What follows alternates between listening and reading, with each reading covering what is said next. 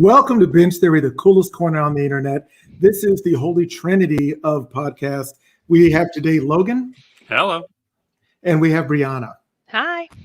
And I'm your humble host, Julian. And today we are going to be touching base on a lot of things: comics, movies, TV streaming, tech, all the fun stuff. So right off the bat, everybody, there has been a news release just the other day that Seth Rogen put out there. Apparently, there has been a separation, if you will. A longtime duo by the name of James Franco and Seth Rogen have gone splits. Just a little backstory. They have obviously, anybody who knows their movies, have been together for probably decades, going back all the way to the Freaks and Geeks series. And apparently, Franco has had several allegations against him regarding sexual misconduct, abusing some of his authority with subordinates in his place of work, and I believe also in his teaching role. And when asked, Seth Rogen was forthcoming in saying that he will not be working with James Franco anytime in the future because of these allegations. So that being said, Brianna, have you heard anything about this? And what were your thoughts?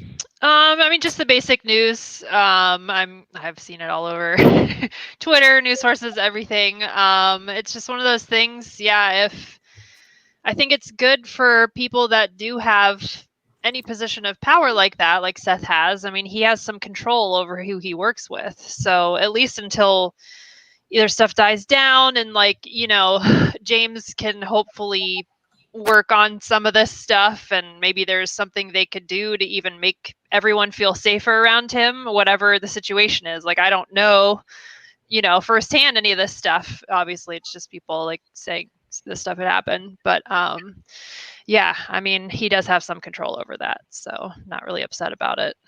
Yeah, he's definitely in a position where he can pick and choose. It's kind of just sad seeing how they were friends. Yeah. And just kind of, each other's. I mean, there are very few duos that work together on several projects and go, from their early 20s all the way into their 40s. Right. And then all of a sudden have to split based on something of this magnitude. Because if you're friends and somebody's acting up, you may choose just not to hang out with them. Right. But something like this, you're making a definitive statement: I will not work with this person. Right. Which is, I think, something rare.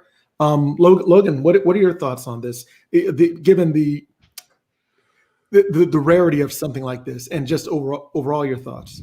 Yeah, I mean, a lot of times I think you find those kind of equivocating statements, or the hand waving, I never saw anything, or whatever, or he's a great guy, or those typical kinds of things. But to actually come out and say it, that's a hard thing to do from a right step to take, if that's one you feel you need to do, which yeah. Seth obviously feel he needed to. But it's hard to come to terms and just mental grips with the fact that somebody you were friends with and worked with for so long and shared countless experiences with is somebody that you can't do that with anymore, just from a moral standpoint, or from a it's not right. And if he was privy to information or feelings or things that made him not only have to do that, but to speak out in that way, then great. Yeah. Well, and I will say it did seem to be a little too, I don't want to say too little too late, because it's good that he did anything, but it seemed like he only did it after there was some conversations and uproar, and then he finally said yep, okay, I won't work with him again, which again I think is not a bad thing. But I think there needs to be more of these things that happen earlier, because again, that's showing that you're standing up for something that's obviously a really good cause, and you care about people and you don't want them to feel pressure in any way other than just normal work pressure. So exactly. Yeah. It's almost like you're making a decision based on your personal criticism. Exactly. I mean, if you're making a statement based on your own personal moral compass, right, versus just the inconvenience of outrage. Right. Well, and Those are his two different joke, like, what was it on SNL, was like a couple years ago. Like, it's been kind of a thing. Some of these things are known in Hollywood for years, sometimes decades. So, yeah, just the more that this stuff happens, though, I think these things like need to happen, and there needs to be examples like this of what Seth is doing. So, Well, yeah, it's sad on several levels, but maybe this will start a trend in where people don't just turn a blind eye. Possibly. Yeah, I mean, it's certainly hard. I think when it's a friend, you know, if this was just a somebody you worked with or something you heard somebody about, somebody you didn't have as much of an attachment to, yeah, it's going to take longer because you want to give your friends the benefit of the doubt. And you know, it does seem like people who tend to do that sort of thing have some experience acting the proper way. And saying the right things and being able to kind of play those manipulative strings in a way that allow them to hoodwink people for longer because that's what they need to do so they don't get caught. But I think good on him for getting to that point. Sure, it absolutely could have been sooner, but it's a hard thing. Yeah, I 100% agree. What I wanted to also do is take a break because we have recently opened up our comments field. So if you are watching, feel free to comment. Matter of fact, we got our first comment of the day by Junie. Junie, thank you, good sir. Junie's a longtime supporter of our show. He is a well-known MMA fighter from the UFC. He's been a great Facebook buddy, and Junie, giving you props up and a happy birthday, Junie. Happy birthday! Yeah, and giving him props because he's a great guy. Just hope he keeps watching, and someday maybe we'll even be able to have him on. You never know. He's a great movie fan. He's really actually he knows a little bit about all the stuff we're talking about today. So, Junie, looking forward to seeing you soon, buddy. And let's move on to our next topic. This one is interesting. I came across this, and this is internet at its best. This is how you can get totally savage without sacrificing anything. This is LAKEITH Stanfield's. He created a list of A24 actors that he swears he can beat. And this is hilarious. He has everybody ranked by their level of fighting ability and their weight and their height and that whole thing. And by the way, Seth Rogen is on here too. And both Franco brothers. Yes, exactly. So he thinks he could beat up Ben Stiller, Seth Rogen, James Franco. Oh, and also Franco's younger brother. What's his name? Dave. Dave Franco. Dave Franco? That's an awful name. Yeah, he thinks he can beat up Dave Franco. Harry Potter. He thinks he can Daniel Radcliffe. Yep.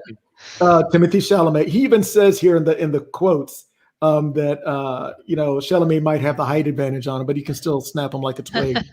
but great actor, all in all. So it is hilarious. Who else? Now here's the funny thing. He thinks he'll be a draw with himself, which that sounds fair. If you're fighting yourself, it should be a draw. But you also know your own weaknesses. Exactly. So, let me see what else. Oh, Adam Sandler. Adam Sandler can beat him, and Robert Pattinson, of course, because he's the new Batman. Willem Dafoe, which the Joker. Why not? I love that Tommy Wiseau fight as a draw. It's so funny. And again, I love this list. We should all make a list of who we think we can take and who we can't. And of course, Tom Hardy. Nope, I'm running. Let's see, Colin Farrell. Is that his name? Adam Driver. Adam Driver. Herschela. Ali. Yeah, and what's his name? Come on. Fassbender. Michael Fassbender. Yep. And also we have some chats in here from Kenny. Kenny is on daddy duty, so let's see what Kenny is saying.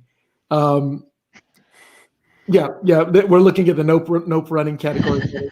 Yeah, Tom Hardy, of course. But you know what's funny? Tom Hardy's not that tall a man. You know, they put him on soapboxes, you know, as they used to do back in the day. He was the tiniest Bane of all Banes. So anyway, I think that is just hilarious.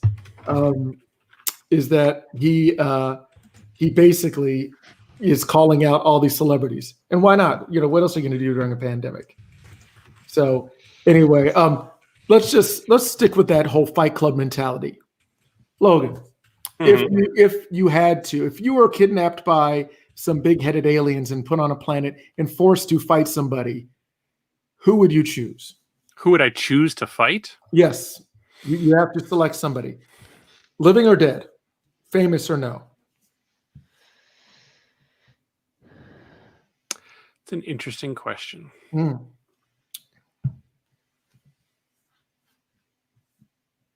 I'm gonna go with Chuck Norris. Oh, wow. So it's like that. It is like that. Not that I think I could beat him, but I think that it would be over quick because I am not a martial arts artist in any way. But I also feel like he'd be the kind of person who'd just give me his hand and help me back up and be like, look, I knew this wasn't going to be a thing. And he would just, you know, take me out as quickly as possible and be a gentleman about it. Mm. There you go. No, that's a good point. Just get it over with. You know, Junie is saying that Jake Gyllenhaal would take him out, and that is true. I remember he did that movie Southpaw, so he did a lot of training. He got super jacked in regards to that fight. Good shout out, Junie. Brianna, who are you thinking of decimating in the ring? Oh my gosh. I feel like I have to go with Gwendolyn Christie because she's so tall. So that would just be like, you know, just a cool fight to watch. You'd watch the replay of it. But it'd be like, okay. No, that's wild. That is wild. You know what?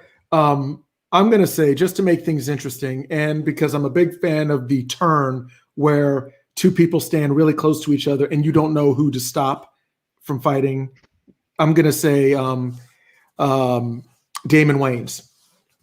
So, you know, we'll start getting into it. There'll be a tussle and, you know, more. And I'll say, you know, the typical thing, shoot him. And of course, Logan, he'd be like, which one? You know, I'm like, oh, him. He's the bad one. Right.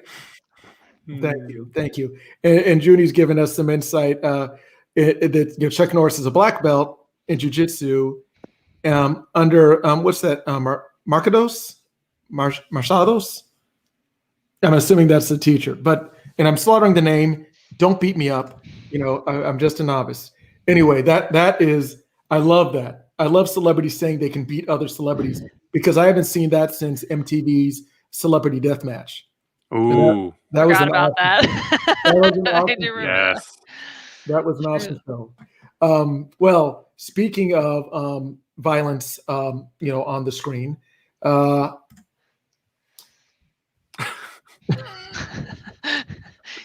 Yes, Ellen is deciding that 2022 is going to be her last year on the Ellen Show. You probably know that she has had a slew of comments coming out from her former employees, and some were still employees, just saying that she wasn't the best person at all times. So that being said, you know, Logan, do you have any thoughts on her retiring? Did you hear anything about her, let's just say, encounters beyond, you know, behind the camera? No, I can't say I pay very much attention.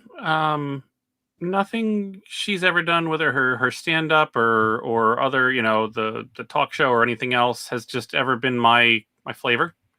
So I can't say I've paid much attention to anything that's come on about her. Daytime TV is a hard niche to, you know, get me to watch as well. I do see the clips on social where she scares celebrities.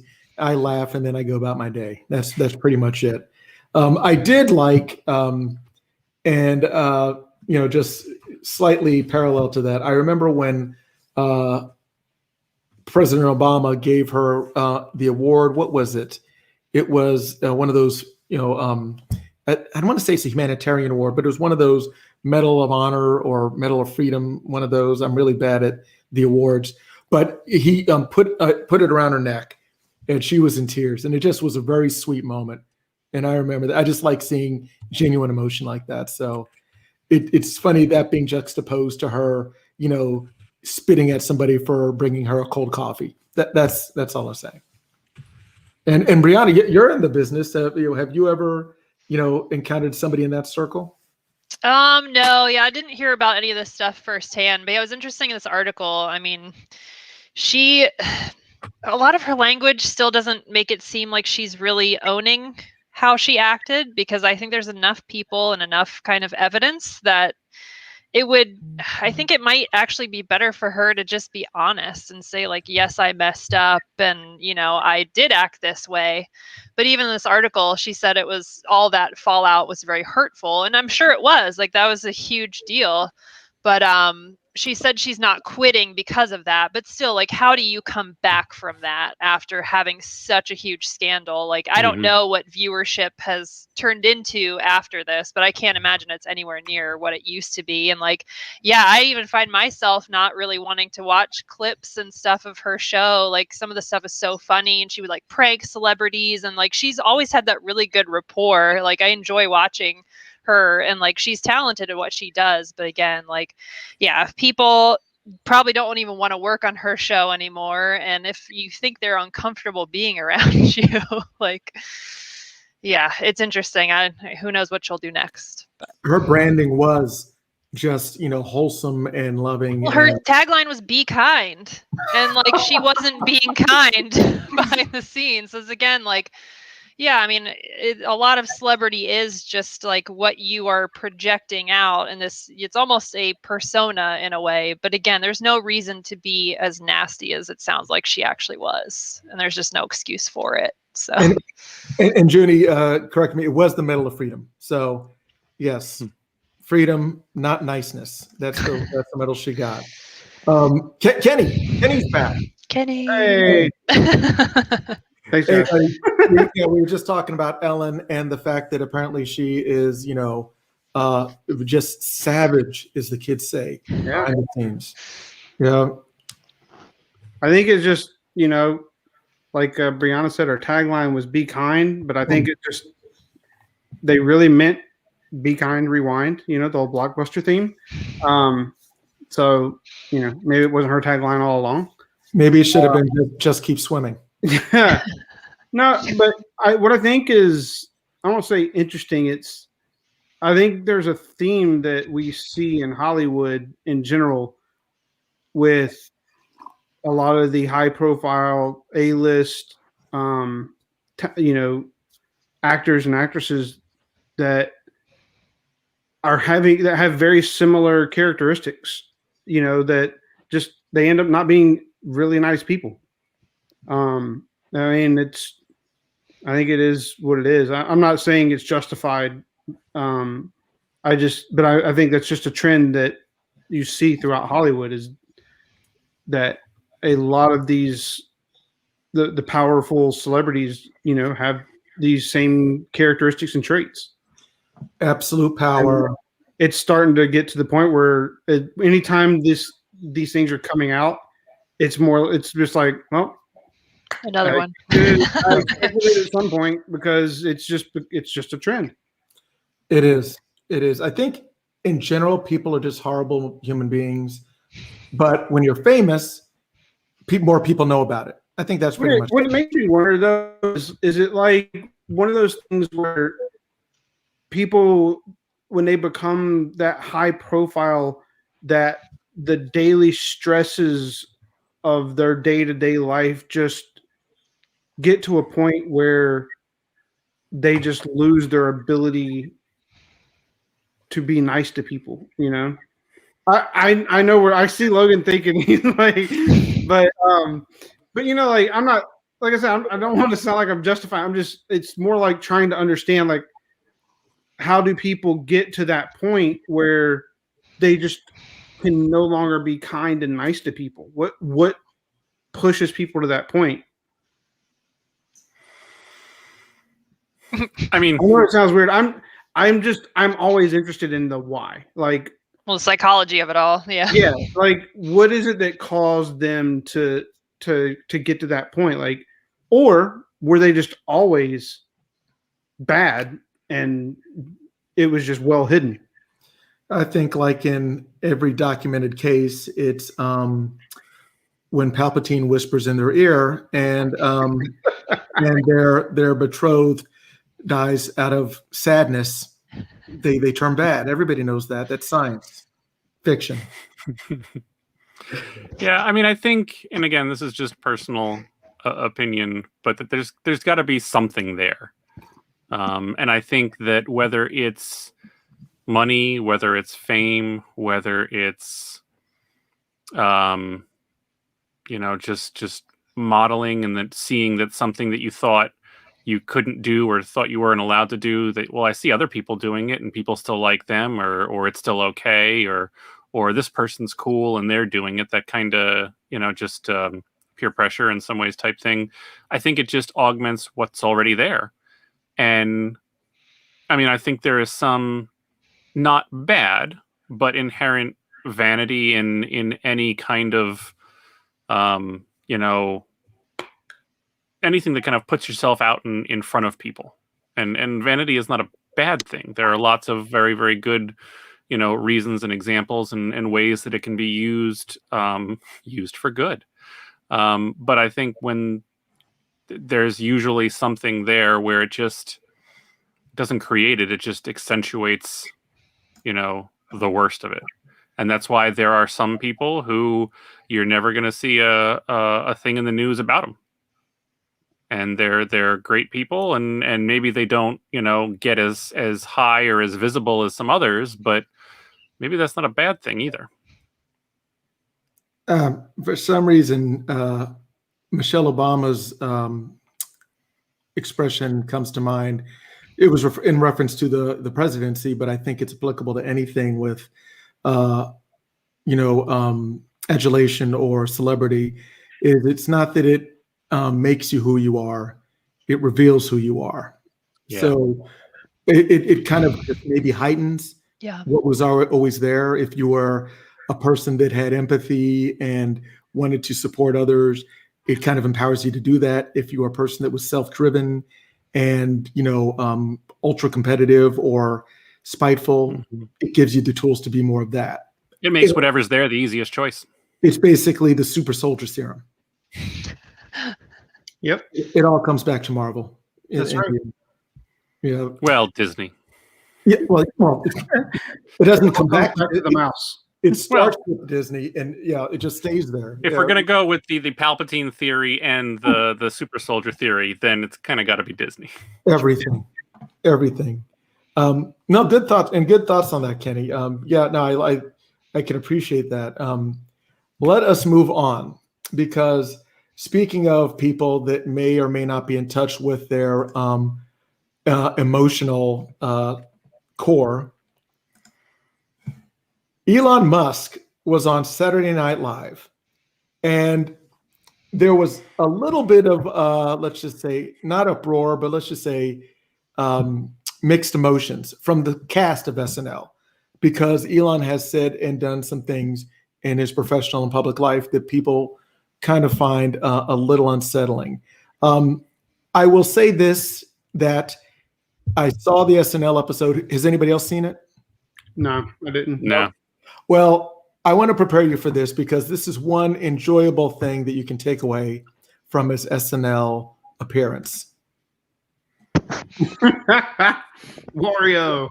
He portrayed himself as Wario and in a so skit, but he was self-effacing and it was interesting. Now, here are 3 things that came about, all related to his SNL episode.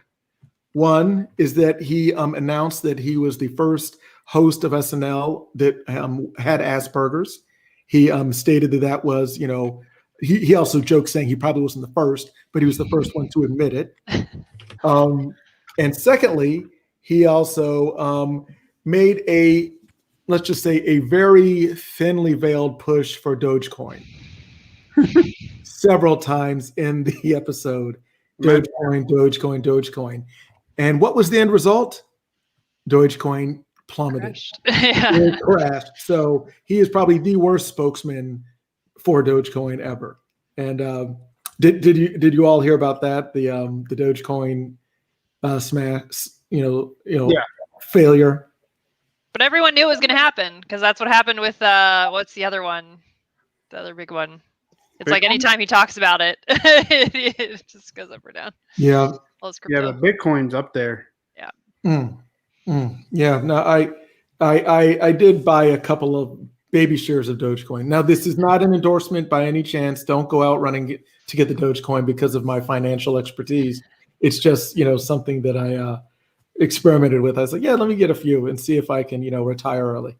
But not only did that, so that was the second thing. First thing, he made the announcement about Asperger's. The second thing is that he completely tanked the market with his horrible comedic timing. And the third thing is that he actually had his girlfriend, Grimes, participate in the show. She played a role. Yeah, she was Princess Peach. And apparently, this is the sad thing. Apparently, afterwards, she had an emotional, let's just say, stress-related breakdown and ended up going to the hospital. Like a panic attack or something like that. Panic right? attack, yeah. Which is sad. I know she's an artist. I don't know if, it was directly related to the show, but wish her well. It's unfortunate that, that happened. Junie's just pointing out that, the opening skit in SNL was pretty good. I'm trying to remember what that was with Pete Davidson. I think it was when they were at some sort of, and I could be wrong, but I remember he was a teacher at a hip school, like a Gen Z school. Yeah. And everybody was talking this way, way too hip talk that, you can't even understand half what they're saying, the kids and their lingo these days.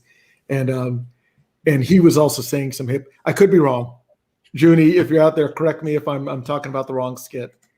I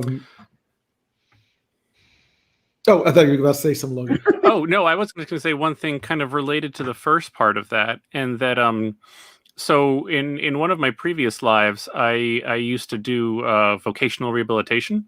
And one of the things that I do want to point out is that there's actually been in some different corners of the world, some uproar and concern about using the term Asperger's like you did, as that's not an official term or diagnosis anymore. Hasn't been since 2003 or 2013, excuse me. So really everything is all just, everything that had individual names and terms is all just autism and on the autism spectrum. And part of the concerns about kind of bringing that, or the way that he announced it was more of a disingenuous way or some way of just trying to maybe use a little bit more of his gravitas and, his privileges of, billionaire male and to try and, not say autism, but say something that had previously carried, I'll say this with a grain of salt, carried a connotation of higher functioning and autism, but not autism, when in point of fact, that's not really accurate in any way. It's all kind of on the autism spectrum. And that's all it is now. It is just an autism spectrum. And not only that, which is something I never knew actually until all this came up, but apparently the individual Asperger's was named for was an Austrian pediatrician, part of the Nazi eugenics program in the World War II time. Wow. So a lot of people, in addition to kind of just the changing of the diagnosis in general, really had some issues being associated with a Nazi scientist's name.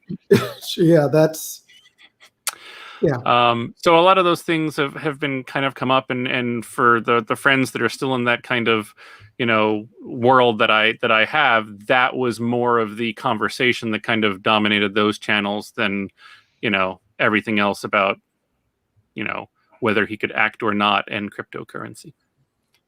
Interesting. No, that first of all, thank you for that. Did not know the terminology was antiquated, and that, and I obviously I'm more familiar with the spectrum, Sure. but did not know that they were related, and I appreciate that.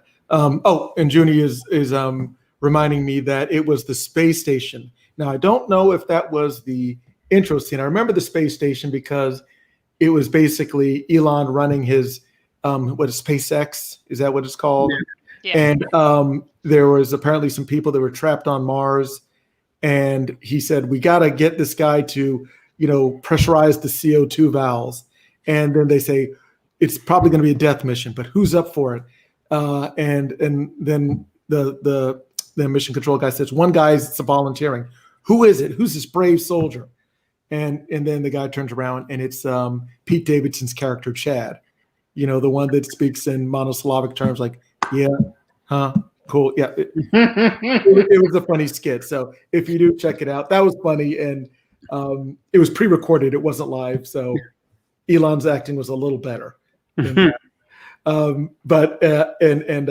it was funny though. Kind of reminded me of Matt Damon in The Martian. Yes, The Martian. But that being said, Elon was on Saturday Night Live. Grimes, didn't probably appreciate her time on there as much. And don't promote your cryptocurrency through Elon. And that's what we learned from that. Moving on to our next topic, there is a series that I'm a big fan of called Jupiter's Legacy, and this one it's on Netflix, so you can binge it. And I did over the weekend, and I thought I was burned out.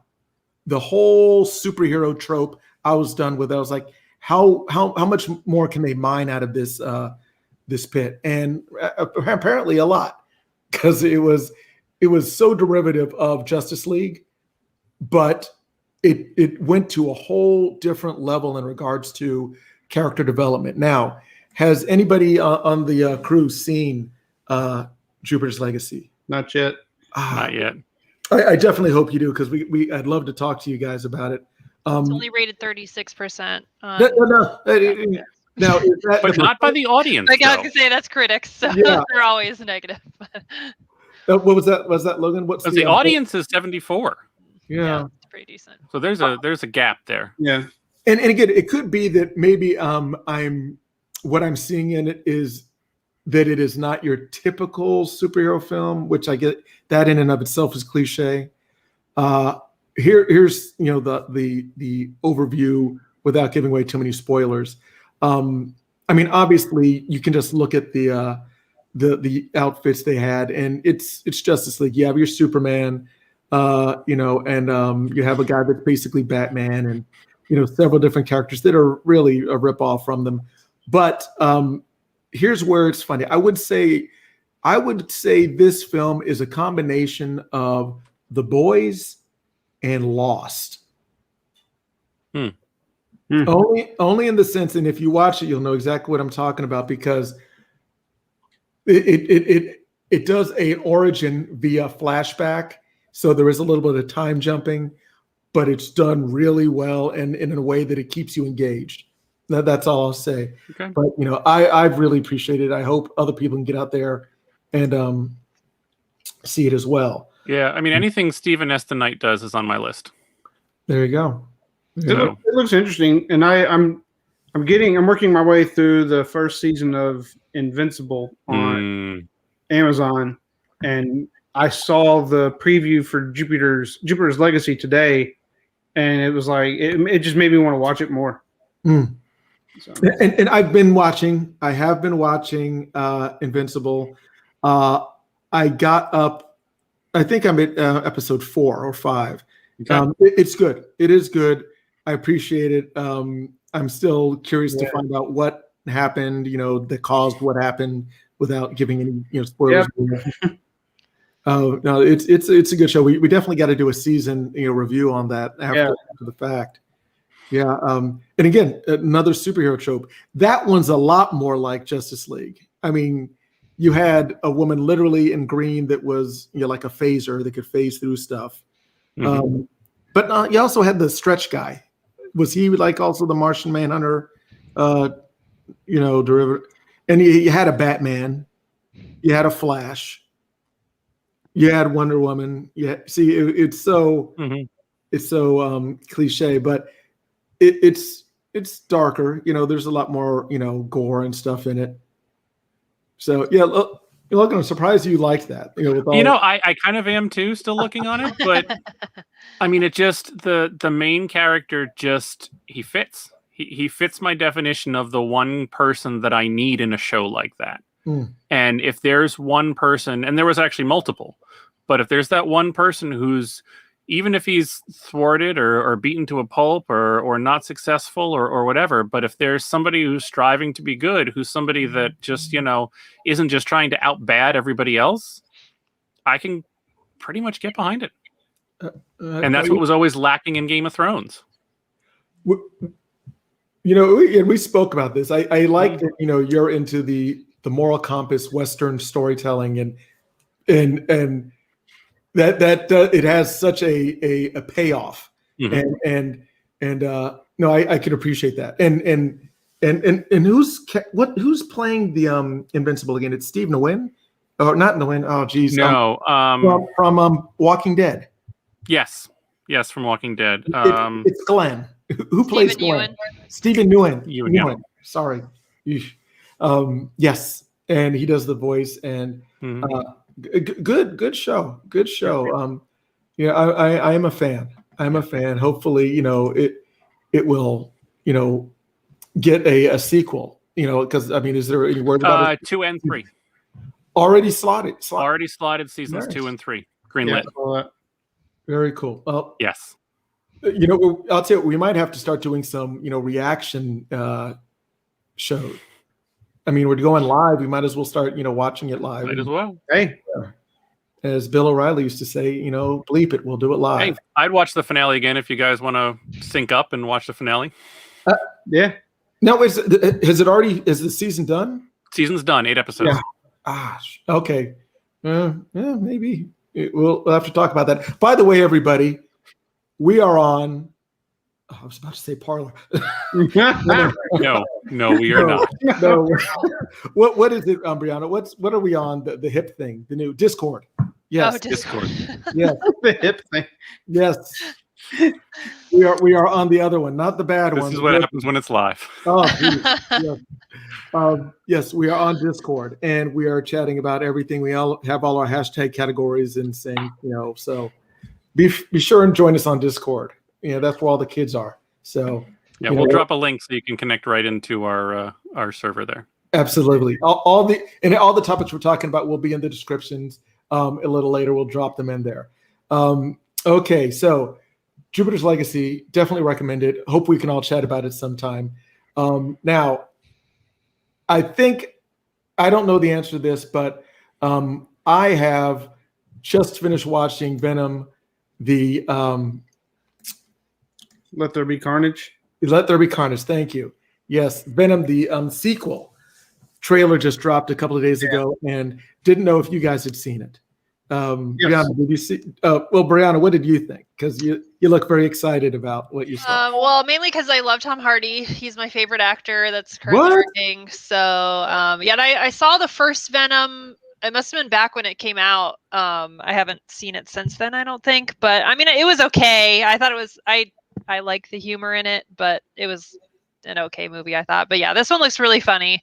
Plus, I didn't know Woody Harrelson was like the bad guy, I guess. So I'll definitely see it. He was in the end of the first one. Was it? That's how long it's been. I don't remember him being there. Yeah, I think it was a post credit. Oh, okay. Yeah. It's been that long. And he had a real bad wig. The wig this one didn't look that much better. That's good. I mean, yeah. more Yeah, main and- role, so it's going to be a better wig. Yeah, and I do know a little bit about the source material. Kenny, you're probably more insightful into Carnage. Do you want to give us a little backstory about the symbiote? Symbiote? Symbiote? How do you say it? Symbiote. I mean, pronounce it however you want. I'm not. I try not to be one of those types. But they are. I will say that they're at least sticking to the source material on how the character came about, because essentially it's the symbiote that is attached to Eddie Brock, right? Tom Hardy's character, which create the persona of Venom. It's like basically a portion of that breaks off and attaches to Cletus Cassidy, and then turns into Carnage, into the symbiote that becomes Carnage. So they're following that. I watched the first Venom, and I liked it for what it was, but I at the same time, being a fan of the comics, Venom is not really a slapstick humor character, and I feel like watching the trailer for the sequel, that it basically makes it seem like he's kind of relegated to this like slapstick humor sidekick kind of deal, and that's not Venom at all. In the comics, he starts out as a villain and eventually becomes like an anti-hero like Deadpool. But they're not following that. So for what it is, I'm sure it'll be pretty good, but as far as sticking to like the actual character personas and traits, they're not. And those are like the things that like always stick out in my mind. But I at the same time, I try to like remove myself from that and just enjoy it. If they've got a little bit of humor in there, great. I'm also a Tom Hardy fan, like Brianna, so that helps. But I don't expect this movie will be as good as the first, and the first is what it is. So diminishing returns. My issue. So not to jump on a soapbox for a second, but I will. My issue in general with anything done outside of the MCU is it shouldn't be done. There is not a studio out there that has proven that they can handle the Marvel characters the way that Marvel Studios / Disney now handles them. Now, yeah, the original X-Men were not bad. Oh, blasphemy! Come on. No, original X-Men. X-Men 2. The original X-Men are yeah. Yeah. I don't accept that score, sir. No.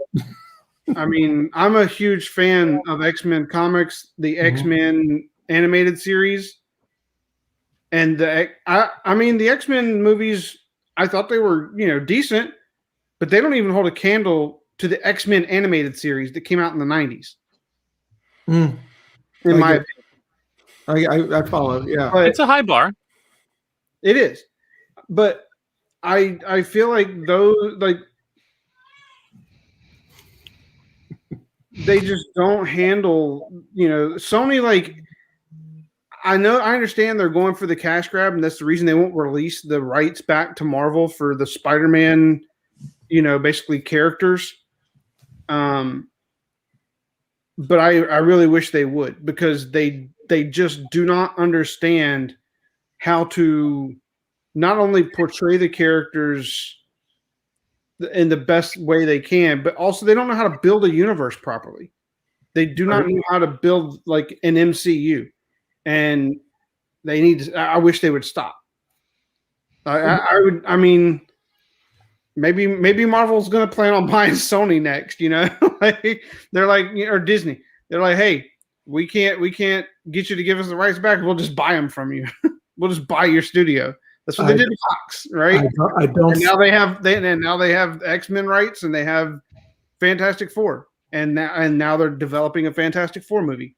So, I'll jump down off my soapbox, but that's my biggest issue is I really wish these studios would release the character rights back to Marvel, because Marvel understands how it needs to be handled, and they have the formula, and no one is able to copy it. Yeah, it is true. They got the special sauce. Yeah, I 100% agree. Brianna, did you? That's right. You're a fan of Tom Hardy. I want to get back to that because I want to pick your brain on I didn't see the first one. The trailer did look a little bit more slapstick, but I mean, I didn't see the first one. I don't know how invested I am in the second one. Anti-heroes are fine as accessories in a movie, but I'll wait for the third Spider-Man. I don't have any pressing need to see this. You mean the Far From Home, right? Yeah, that's whatever the last one is. Is it No Way Home, Far From Home? Or No Way Home. No Way Home. Far From Home was the second. And Homecoming was the first. I don't know. Yeah, Homecoming was the first one. Far From Home was the second, and this one's No Way Home. I mean, Feige clearly let them have the title choice. So. Yeah. It's like they had a word bowl with 3 words. Interesting. Brianna, what is your favorite Tom Hardy film? To go off topic completely. Well, it's an easy one to answer because Inception is my favorite movie of all time. But I remember he was in Star Trek Nemesis. That was back when I was in high school, and I remember that. I knew he looked familiar in Inception, and I was like, he's a young where Picard. have I seen him in? I knew I had seen him somewhere, and then I was like, oh my gosh, he was in Star Trek Nemesis, and he was the main bad guy, and I just he had never been in anything high profile before. And of course I love Star Trek. So in my mind, he was already elevated. I'm he's on the set with these people. And he's just always the standout actor, no matter who he's with, that's what I feel. But, and also The Revenant, shout out to that one too. He's just, he's next level. And I don't know if you know his backstory, but he's a Brit, he's from the UK. He used to be in trouble all the time with the law, and he actually it was starting to escalate, and he was I think stealing cars and other stuff, and then I don't remember what the turnaround for him personally was, but he was well, I finally realized I needed to put my energy in somewhere positive, and that just happened to be acting. And I'm so glad that he turned his life around, because he probably would be in prison nowadays. Who knows what kind of life he would have had. But yeah, he literally just threw himself into acting. So I've just always loved that. Yeah, I'm a huge fan of his too. I remember he also was a model for a minute.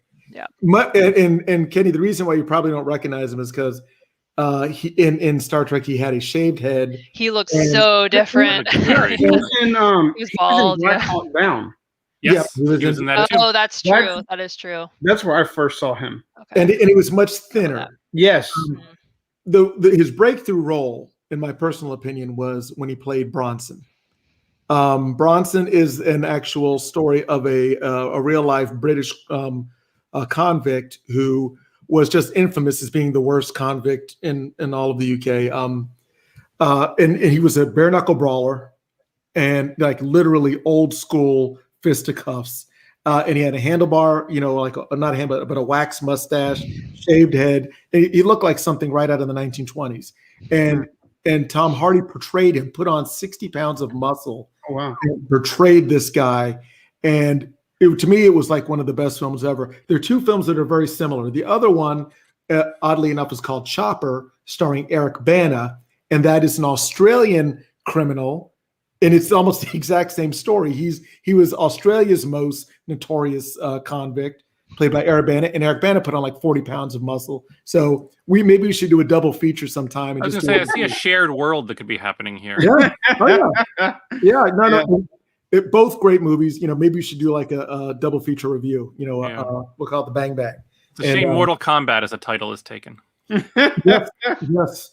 Or we could do a battle of the accents, something clever, marketable.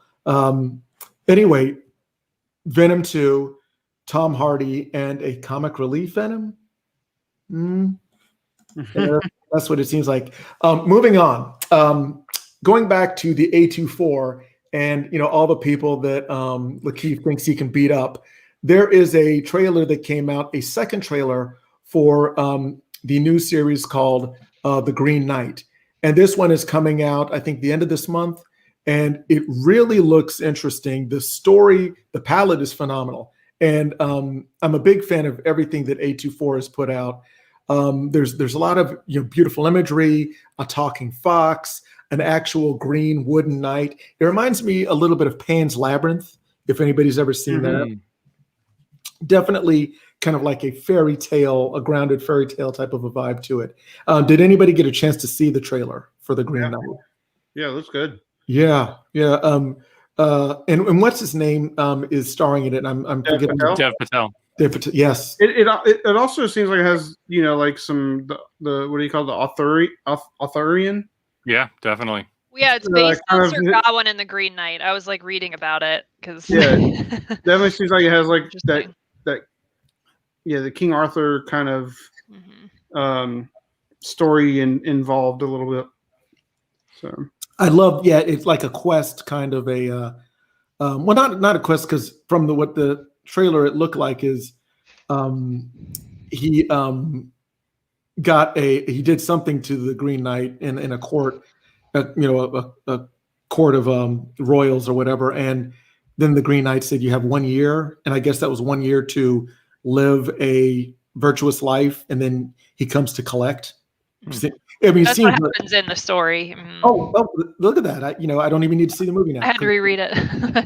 But this is very otherworldly kind of fantasy, whereas like Sir Gawain is like a little weird, but it's not like that. So. Yeah. I love the visuals. A24. I don't know what it is because they're not. They're distributing these, but they always have that same kind of a flavor. Well, first of all, I love indie films. Has anybody else seen any other A24 films? Wasn't Hereditary? Hereditary, yes. Why is that the one I'm thinking of? But just the way this one got shot just reminds me of. Yeah, Hereditary. Yeah, I think I've seen a decent number of A24s, but The Lobster.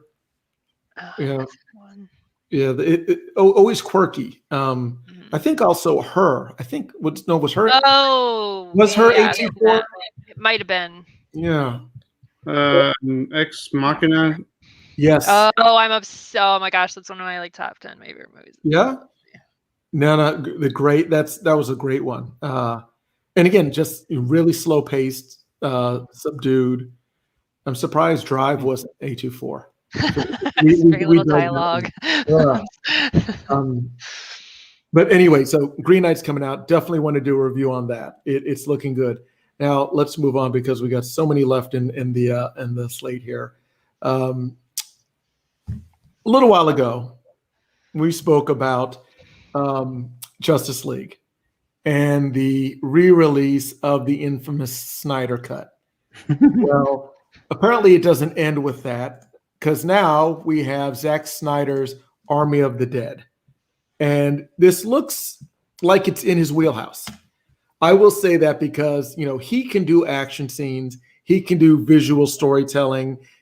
Just, and I've said it a dozen times, keep him away from the typewriter. I don't want to see him writing scripts. I want to see him shooting scenes. And I have a feeling this is going to be just really cool because I'll say it. He's basically a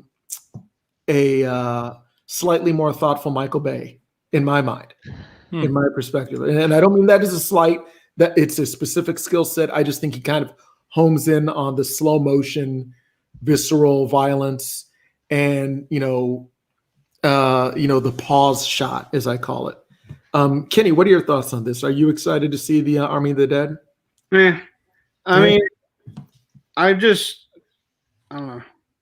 I'm zombie movies are like just don't appeal to me anymore. I don't know why. I honestly don't. It could be that maybe I need to just give them a chance again, but I don't know. I got kind of Burned out. or burned out of on zombie movies. I think after I really liked I Am Legend, which wasn't really like zombies per se, but Shouldn't have been. yeah. They But were more vampires, weren't they? Or Well, they were supposed to be, but they were mangled in the theatrical production. yeah. What was another one? Let's see. I think was it World War Z? Mm-hmm. Yeah. Oh yeah, that's Brad Pitt. Is that Brad Pitt? Yeah. I think that was like that might have been the Those last. are creepy when they're like. I think that was the last. That might have been the last zombie movie I saw. I'm with you, Kenny. I like the style. I know it's not a zombie movie, as we just clarified, but I Am Legend, I like that kind of style.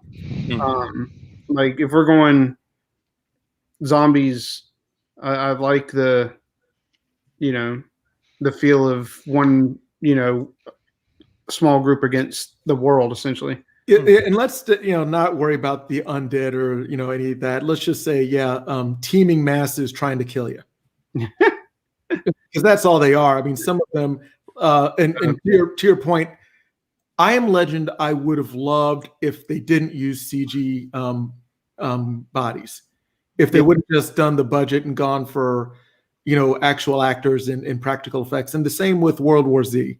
I know in the close-up shots they had, but a lot of that stuff. They were 5 to 10 years too early in using CG for it. Yeah, and it shows. It definitely shows. And they have not aged well. Yeah.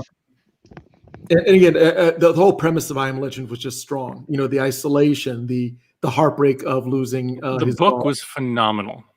And that was one of the problems where I read the book before I saw that movie, and the movie was just garbage in comparison to the book. Yeah. And the lesson is don't read. Don't read. Stay illiterate, people. I can't remember if I actually saw the preview for Army of the Dead, but I think I did, because isn't it with this one that basically the zombies become smarter?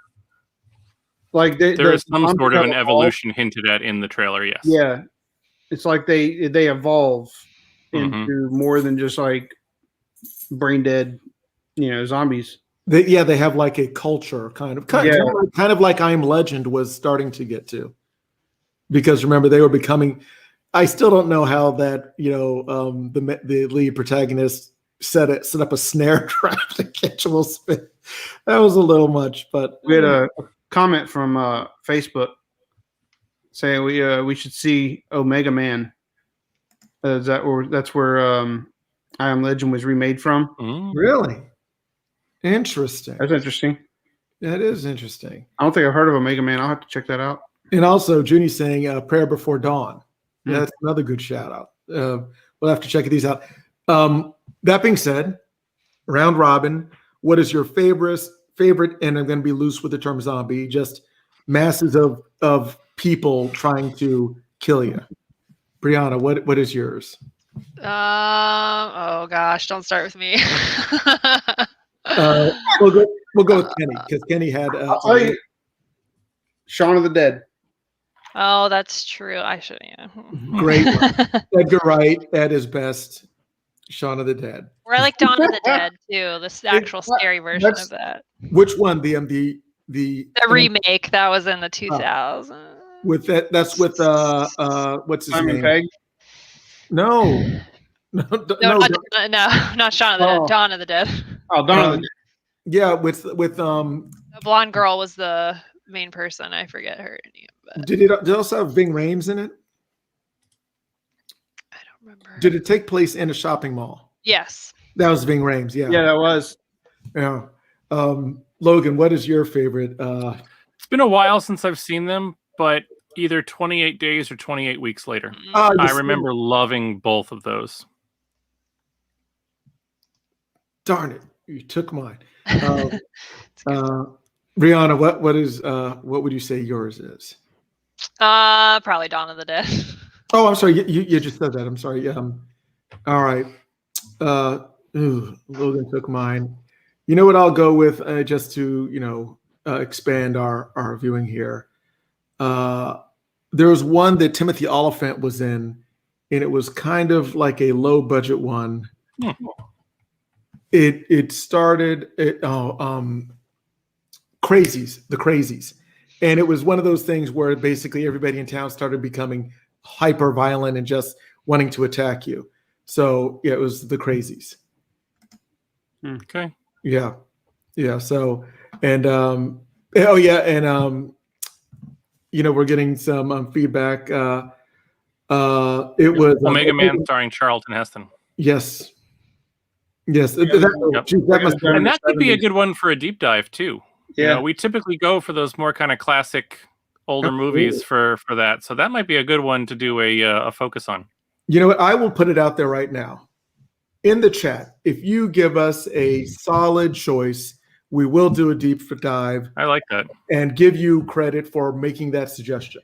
So if you want to be famous, internet famous, it's like being Monopoly rich. So we'll get an episode all because of you. Exactly. We'll give you props. We'll maybe have a little graphic with your name and little confetti flying around. It'll be exciting.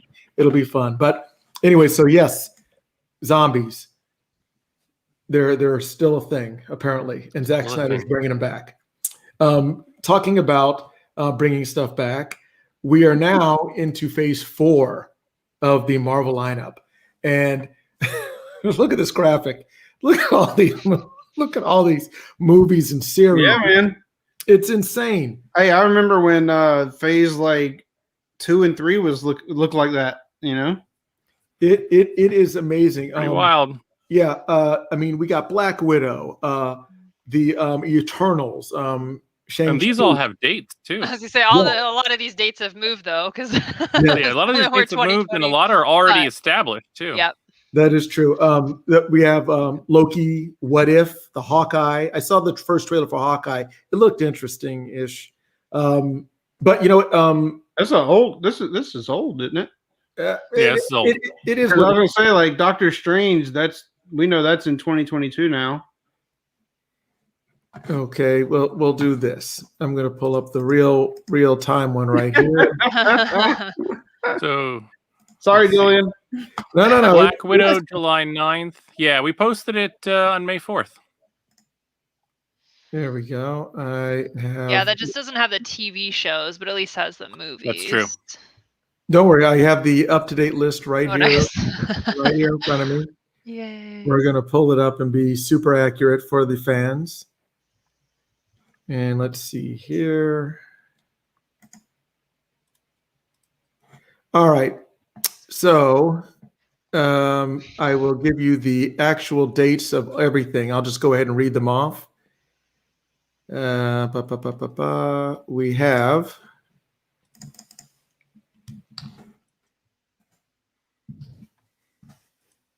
All right. Starting off, we have Black Widow coming out on July 9th. We have Shang-Chi coming out September 3rd. The Eternals, November 5th. Spider-Man No Way Home with Sony, December 17th. Doctor Strange in the Multiverse of Madness, March 25th. Thor, Love and Thunder, May 6th. And again, this is 2022 now. Black Panther, Wakanda Forever, July 8th. The Marvels, the sequel to Captain Marvel, November 11th. Ant-Man and Wasp, what is it? Quantumania. 2023, February the 17th. Guardians of the Galaxy 3, May 5th, 2023. Fantastic Four to be announced. And, then they go into the TV series. We've already done WandaVision, Falcon. Loki coming out June 9th. What If, the summer of 2021. Hawkeye sometime. Miss Marvel sometime. Moon Knight 2022. She-Hulk 2022. This I love. Guardians of the Galaxy holiday special. Yep. Yes. Yeah. Now that is just, yeah. For those that don't know how horribly off the rails something can go, Google Star Wars A Christmas Special. I don't think it's going to be that bad. I know nothing can be that bad. I don't know if they try really hard. Well, I think even if it were bad, it would be one of those so bad it's good ways, where they're really just leaning into the cringe. But yeah. So there's that in 2022, and several others that are to be announced: Secret Invasion, Ironheart, Armor Wars, and then an Untitled Wakanda series. Mhm. So, now Ironheart. Mm-hmm. I'm going to lean on Kenny on this one. As I remember, Ironheart is based off of a young African-American girl who takes the Iron Man throne. Yep.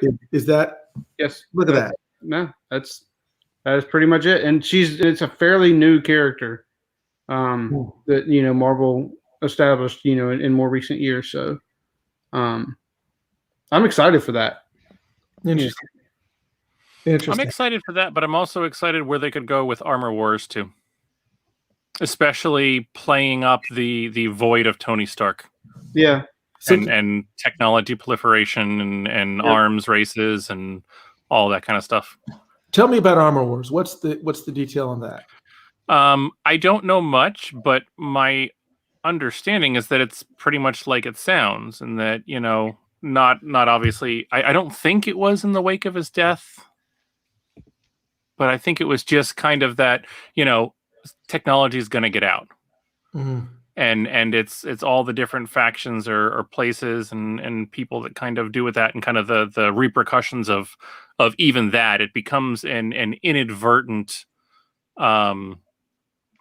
essentially an inadvertent original Iron Man, because whereas he proliferated the weapons intentionally to start, now his weapon, quote unquote, is proliferating that he didn't intend for it to do and tried to stop it, but it's still happening. And just kind of the ramifications, implications of that. Interesting. No. It sounds like a great. And again, how many did I just rattle off? There's like 40 or 50 of these things. Yeah, feels like it. It's ridiculous. I mean, yeah. I hope I can make it to the end of it. I actually really think it's great. So, being a fan of Marvel comics for a very long time, Marvel has wanted to do this since like the 70s. They have wanted the ability to create this live action universe. And I am absolutely here for it. We have the cinematic technology and the ability to bring this entire comic book universe to life, and I love it. I really wish DC would, I really do. I love DC comics too, but I just really wish they could figure out their secret sauce that that would help them bring their universe to life in the same manner, because they could absolutely do it.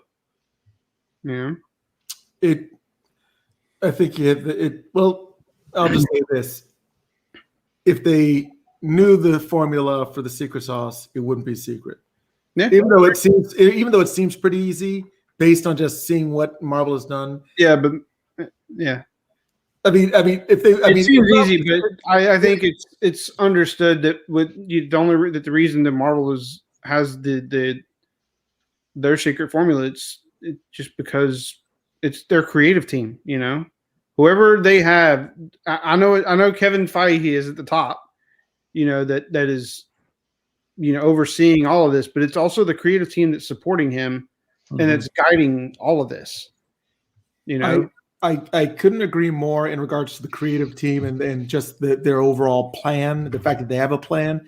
I will still go back to this, and I've said it many a time, that I think the fact that DC was so established with all of their characters, you would basically the comment we just got on Facebook. Yeah, but you'd be retelling the stories that everybody already has a take on. Marvel is introducing characters that nobody has, an opinion. Not nobody. Obviously the diehard fans do. But Ironheart, I know nothing about her. I want to know more about her. Yeah. She-Hulk, Moon Knight, all these characters are discovery for me. I don't want to know about Superman 5.0. I get it, and everything. I would love if DC, I agree. DC could do, if they want to keep doing Superman, they should do the Supermen, which I don't know if you remember, but back in the 90s when Superman died, right? When he fought with Doomsday. Yeah, Doomsday.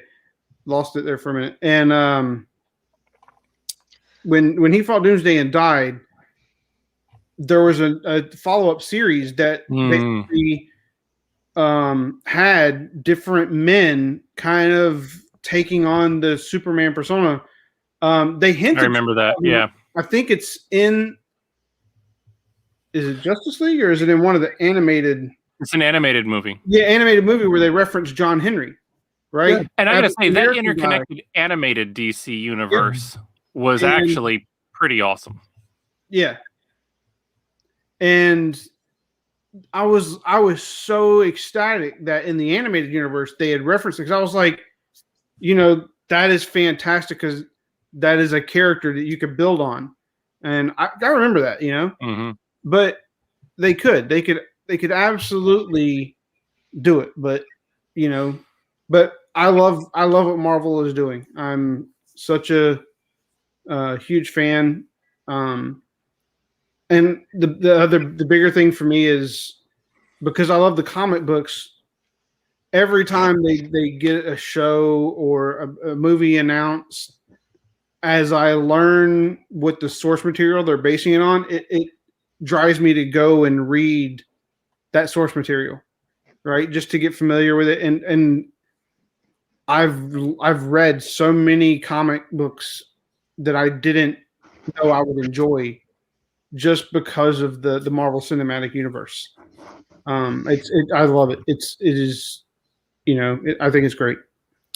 Agree. And FYI, Raymond is pointing out the DC Secret Sauce.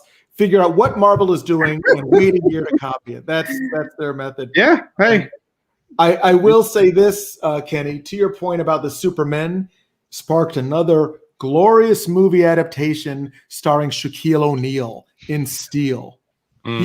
He played John Henry, and we all know that. I remember that. I think he won an Oscar. Already did. Oh, yeah, I think he won an Oscar. Don't bring that up. Yeah, he won an Oscar. It's good stuff. Good stuff. No, because now I remember. You had to do that. I'm sorry. I'm a killer of dreams. I had completely forgotten that movie existed. I forget nothing. Damn it. Yes. Sorry. Yeah. All movies, in the DC universe have their Steel. But hey, Steel was better than Kazam. So there you go. There you go. And better than Foo Schnickens when Shaquille was doing his rap career. So, that's right. You take your wins where you can get them. That's right. Anyway, speaking of Marvel and speaking of comics, Kenny, you had brought up, one of the items that, actually is speaking to culture these days and how it deals with certain imagery, certain expressions of art. Go ahead and tee this up, because I wanted to definitely get your thoughts on this. Yeah. All right. So a buddy of mine who's huge into comics as well, actually is the one that brought it to my attention, just because he had been commenting back and forth with the comic book artist on the Instagram, and about his post. But J. Scott Campbell is, a comic book artist. He is, worked on Marvel. He's, done some solo stuff, but he's very well known and very well established, in the comic book world. But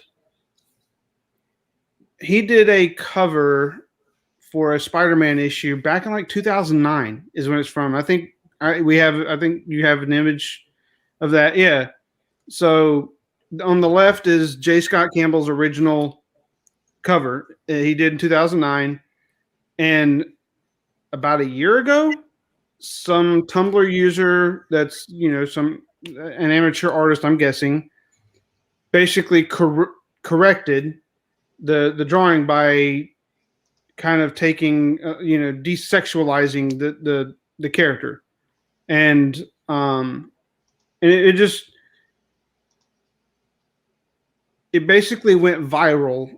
And then, I don't know, like a month or so ago, J. Scott Campbell, I guess it came across his timeline or somebody brought it to his attention that this post went viral about some artist, on Tumblr correcting his art. And he basically corrected the correction. And he decided to try to teach a lesson to this amateur artist about correcting other people's artwork. And it was his post was very immaturish. Like, there was a better way to address it, because basically all he did was throughout his entire post, he just putting this person down, and the way he was commenting on the person's username, which hinted to the person being non-binary, it basically was riling up his fans to basically go on to like a mob mentality hate kind of binge, like easy attack mode. And but it brought up a good discussion, me and my buddy, and actually I even discussed it with my wife. I showed her the art, and I was, we had a discussion about, are artists just using sexuality to promote their material, or is it just art and we're interpreting it and putting sexuality into it? But I do think that the person that did the correcting had some valid points about the Mary Jane in the original cover art. There is very unnatural things. And I know J. Scott Campbell tried to point out that his original art was still very realistic, and I would argue that I don't think it is. But I thought it would be a good discussion to talk about, like, is it okay to criticize art? I mean, I'm pretty sure, like, that's, it's a public forum. It's art is out there to be judged. But also it's like, is this kind of sexualization that we see a lot in female comic book characters just, overdone, and is it something that we should address and try to update and move on from? So, no, that's a good point. this guy is. Well, and again, just to bring the image back up, I mean, and first of all, being a fan of comics, I would, and not in a dismissive way, but in just a Captain Obvious way. Yes, guys that draw pictures for a living tend to live in the fantasy of what a woman might be like, and this is such a hypersexualized pose that is not really indicative of a real person. I showed my wife, and I asked her, like, I'm like, can you sit like that? Can you, would you sit on a couch in that pose, holding your coffee or tea or whatever that beverage is in that way? Like, I mean, I'm just putting my arms straight down like that. Yeah. And it's not comfortable. Well, And well, this person obviously has a loose grasp on anatomy, and yeah, the leg does not bend that way, and nobody would sit in that fashion and with their back arched and with their chest being squeezed. It's not normal, and it is for the demographic. I would say young boys who love Mary Jane and fantasize that's their stay-at-home girlfriend while they're out fighting Green Goblin. I think this is all fantasy, but it's hypersexualized. In my opinion, to an uncomfortable extent. And yeah, the animation. I mean, the what do you call it? The anatomy is off. To put it kindly. What Brianna or Logan, do y'all have any thoughts? Oh, I have lots of thoughts, but Hey, I mean, let's hear. If I may. I thought this would be a great topic to discuss. I think it should be discussed. I mean, certainly, again, this is all my opinion.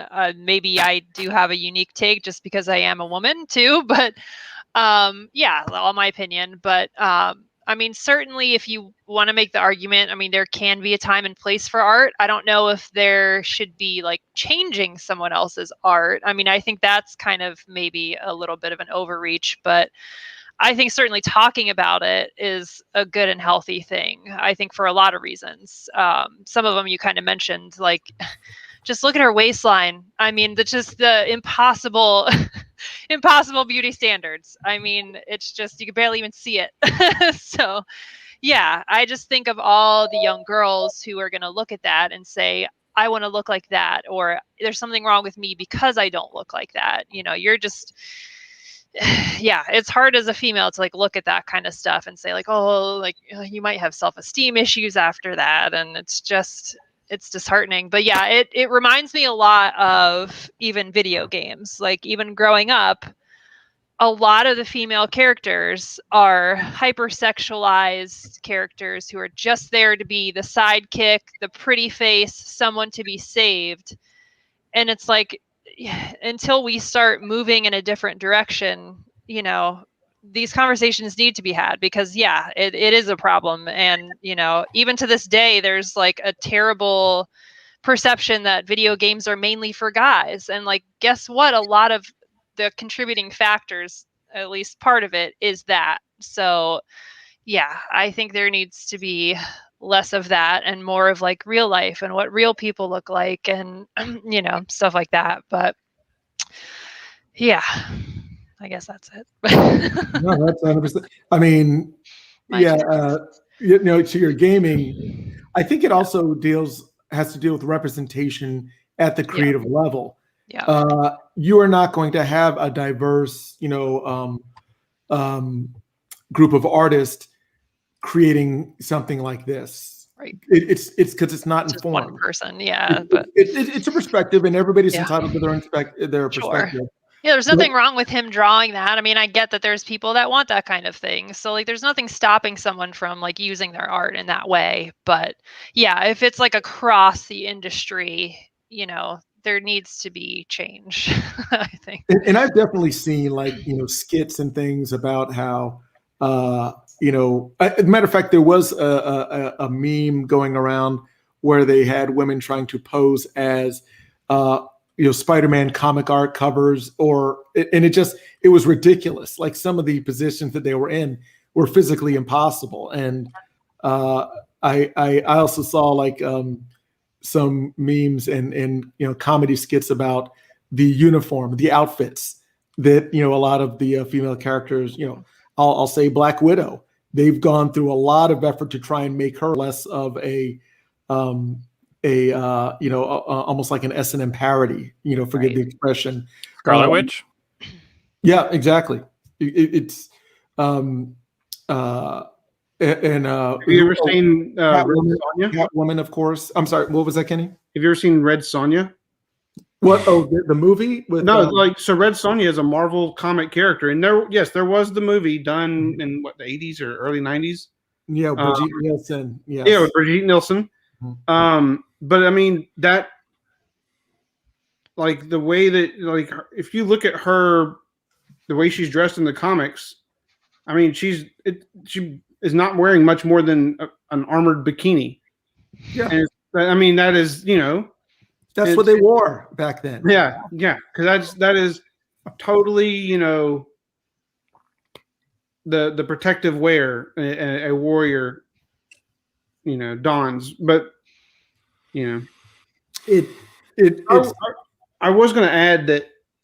So that cover, the original cover, was in 2009. In 2019, 10 years after it came out, J. Scott Campbell did poke fun at himself by drawing, kind of revisiting that cover and drawing another Mary Jane, where basically like sitting in like a very loose t-shirt or or baggy t-shirt and jeans on a couch in just like a very relaxed pose, saying, do you really think I sit like that? And he was kind of poking fun of himself, but I feel like, but he was only poking fun of himself, I feel, because he had actually gotten a lot of backlash throughout the community in regards to that particular cover. And I will say, if you can actually Google J. Scott Campbell like statues, and Sideshow Collectibles does a lot of like comic book characters in general, but he apparently did some, like, I think they were like Disney princess designs for Sideshow Collectibles, and it is just like hyper sexualized everything, Tinkerbell, fairies, you name it. And it's like, is that all that you know? Yeah, I think It's his niche. yeah. And again, I'll just throw the word out there. He's fetishizing a lot of the stuff. It's these aren't real people. They're just more like extensions of some sexual fetish, and not that it's adult themed, but it's let's just say it's in the zip code. We haven't heard Logan. Did you have any?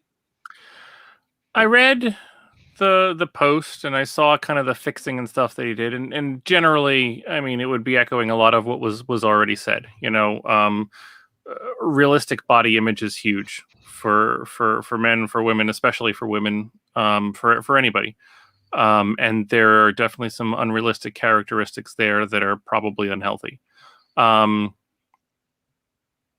think in at least the written description of his quote unquote fixing it that he did, there was definitely a tone that I think, like you said, Kenny, kind of led to more of a mocking and an inciting kind of a feeling about, mock this person who doesn't do it. Here's why all these things are good, or not good or whatever. So I can't, and I see no point to kind of defend anything that was done there. Generally speaking, I don't think that the conversation, while it had unacceptable tones and insinuations, I think the conversation was generally a good one and one that needs to happen. And would he have, yes, he quote unquote mocked his own image because, he got whatever flack for it or not, or whatever, but would he have gone so far as to completely redraw it and explain some of the reasons why? There were considerations and things that he put in there that I wouldn't have gotten because I'm not a trained artist. And likely the person who redrew it wasn't, as well. But to do it from a place of, I don't know, being genuine and not being snarky, not being attacking, not being, thinly high and mighty about it, I think would have been a much better place to have come at it from, because there's place to both go, hey, look, it was 2009. This is what I was asked to do. I delivered what I asked to do. But in reality, I should have pushed back on it because X, Y, and Z things were not right. Maybe his recent covers reflect that. And maybe they don't. Maybe there would be a place to go, hey, I appreciate XYZ's take on it. Here's, more of the art school kind of a one where it can be an actual teaching thing as opposed to a veiled attack. So I think the conversation was good. I think some of those things could have been actually helpful if they were there, but when it comes down to it, they weren't there. And it just, you know, makes it look like somebody in power, you know, crushing somebody else with their little boot because, oh, isn't that cute? And that's not cool. Yeah, no, I agree. I do. I think his tone came off like, you know, who are you to criticize my art? Like, it's my art, you know, this is the way I intended it to draw. I don't care what you think, but if you want to come at me, I'm going to come at you, and I'm going to show you what's wrong with your art. Right. And I'm going to decimate you because I got all this following and all this power and all this stuff. And that's not, it was kind of like helpful, productive, or fair in any way, shape, or form. What is the little saying? Weird flex, but okay, you know. Like, I mean, that's basically what he did. He knows who he is. He knows that he has a following, and he has an established career. And it's like, this person that did this post, they had no idea that it would get any kind of following or go viral. It was more like, and I understand like the way the person, you know, what they did, I understand their intentions, but maybe the way they did it was the wrong way to go about it. But like you said, the conversation needed to happen, but the way it happened was not the way it should have. Yeah, no.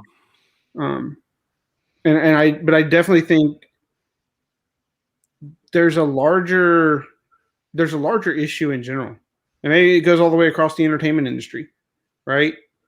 Look at how many movies do we see with a female nudity scene that offers no, like, it does nothing for the story or the plot of the movie, and it's just there for gratuitous purposes, right? And we, you know, so I think in general, like, it is a big issue, you know, and I think it comes down to like objectifying women, and it makes a lot of men very uncomfortable because either they don't want to admit or they don't want to have a conversation about it because it becomes real, and then we have to talk about it. And but I think it's a conversation that should have happened already. Should have happened a long time ago, for sure. And I think not only the objectification, but even just the representation.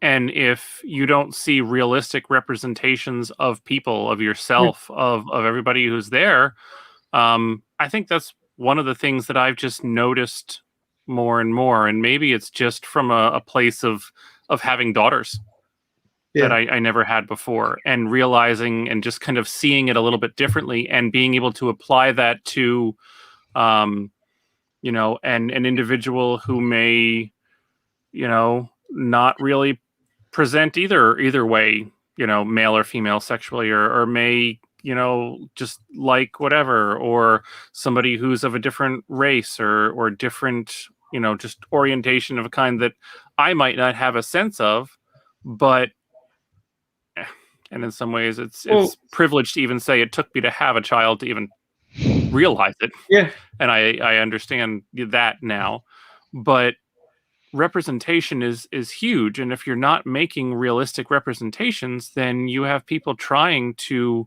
reach for things that are inherently unattainable and potentially likely unhealthy in some cases.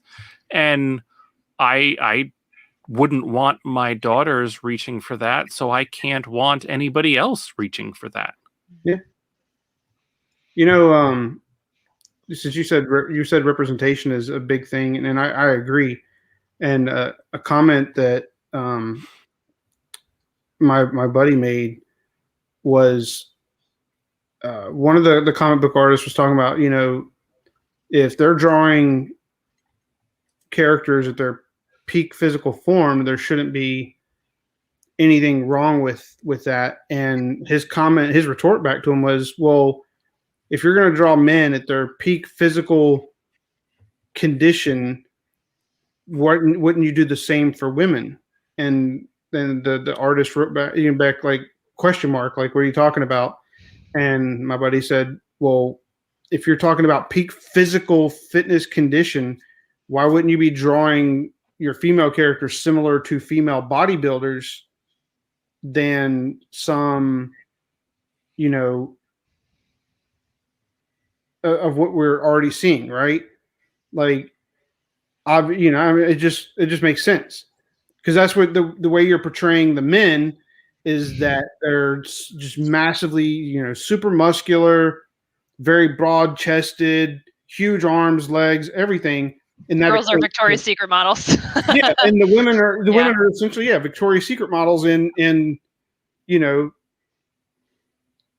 skimpy outfits, but they have the same strength levels. If I can just interject and play a quick devil's advocate, let's do it. And answer the rhetorical question of why. I would say that devil's advocate. This is almost like the perfect storm where somebody who is an artist who probably, has a vested interest and a protective nature in their own art, felt put upon by the internet, not by the individual, but by the upswell of the individual who created a changed version of their art. The fact that it was Mary Jane is separate in and of itself, but it adds context to it. It could have been a drawing of Spider-Man, and if somebody else redrew it, well, this is the way it should work, and he might have had the same reaction. But this circumstance in and of itself takes on a lot more social significance because it's of a hypersexualized woman. I'm saying the two are separate, but when they come together, it probably just got a lot more of a reaction, and a negative reaction, than it normally would have. Because I doubt this is the first time he shot down or punched down to somebody who critiqued his work. This is probably just the first time it was based on a sexualization drawing that he did. I'm sure there's other things that people have criticized, but I think this is just, like I said, the perfect storm of somebody getting criticized for doing this particular piece. Just devil's advocate, that could be the case. I don't know. I'm just saying, take that into account, maybe. I still stand on what I said about this drawing being, it's basically a pinup. This is something you'd see on, halfway through an adult theme magazine in the cartoon section. It's not your typical comic art. And to that point, if I can go on to the answer to the rhetorical question, it's marketing. It's marketing. We've been selling the image of, there's essentially marketing has always, probably for the past 100 years, put out two images. The schoolgirl and the ironclad vixen, with not a lot of variation in between. And everything that they're putting out there, and like we were talking about the comic book heroes, it's marketing. What boy is going to want to read a book about an empowered woman who is not hypersexualized and just being herself? How can you market it to guys that you fed for generations the exact opposite in? Mm-hmm. So you do need to change the narrative and bring them over to where, hey, maybe the woman's the hero. Maybe she doesn't have to be running around in a thong to do her job. Yeah. But that takes and I hate to say it, a generational change. Yeah. It doesn't happen overnight. Yeah. Yeah, they've been fed that for so long, they can't see anything else. And these guys have been drawing it for so long, they can't see anything else without the representation to say, hey, what are you doing? Because it feels normal, and then it's just kind of accepted, but it's like, wait, no, like there's an actual problem here. Like, and I appreciate the devil's advocate. I think in this case, and just by a quick glimpse of his website's lithographic prints, doesn't hold any water in any way, shape, or form at all in this case. Oh yeah. Oh, is that all he does? There. Danger Girl. Let's just say, it appears as if hypersexuality is his brand. That being said, why would anybody expect anything different? I mean, if he's doing just pinups, If that's literally his whole shtick is he's doing pinups, I don't know if it's his whole shtick, but it's sure as hell a large part of it. it's a large shtick. Yes. Yes. Well, then that proves my point. That's his. Then that's probably why he's gotten work, is because hey, who draws all those things that the young teenage boys that we've been marketing to all these years? You know, put a pin up. I mean, because again, that's it's just it screams teenage boy in the comic book magazine. Wow, and that's all it is. It's marketing. You know, it's not. It's marketing by male executives Oh, in yeah. power. Well, yeah. I mean, come on, Logan. We're not that far from Mad Men. That's literally what it is. It's saying, hey, what are the young boys like? Guns and gals, and let's give them both. All you need to do, Julian, is go Google Mhm. J. Scott Campbell sideshow. Oh, I know that. I go to the Sideshow website all the time. I mean, Yeah, and you see, Yeah. just go look at, just go Google for J. Scott Campbell Little Mermaid statue, Oh. yeah. and that. hmm I mean, it's like, dude, come on. Let me put it this way: somebody's buying them.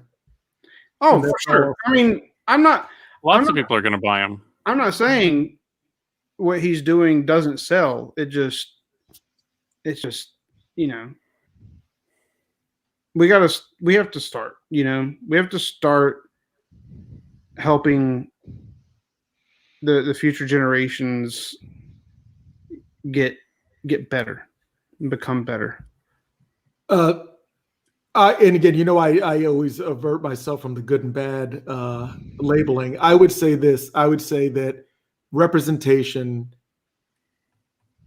produces representative things. And, you know, if you get more people that, you know, other than just the type of people that drew this type of art, the results will follow. I have one final statement. My wife actually had a really good comment on the topic, that it's not that sex sells, it's the objectification of women that sells. And I thought that was a very interesting take on that comment. And I think that she does have a point to that. I think that there is. I think it's because when you look at the nature of the people that are buying those statues, those comic books, there probably is a lot of water to them objectifying women. Yeah, I'd say we'd be lucky if it just stopped with them. Yeah, it's a culture, and It is. and you market to the culture, and that's what I'm saying is, if you start to expand that market into other people, and then they refuse this or they start buying other things. And Actually, you are right. I know when you said culture, it triggered another thought in my head, that there is a much larger issue with representation, and we see. I think that we see it every time a movie studio or comic book company, or you name it, some media organization changes or brings in a new character that is different. A black Captain America, a Muslim superhero, a black or African American Iron Man, right? People have problems with it, right? The African American Little Mermaid, and people just lose their minds about these changes. And I think that lends to your statement that there's an issue with culture,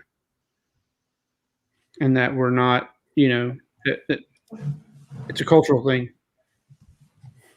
I think anything's acceptable until it's not, and we got to start just establishing what's acceptable today that will not be acceptable tomorrow, and just keep moving towards that. Yeah. No, great stuff. Great discussion.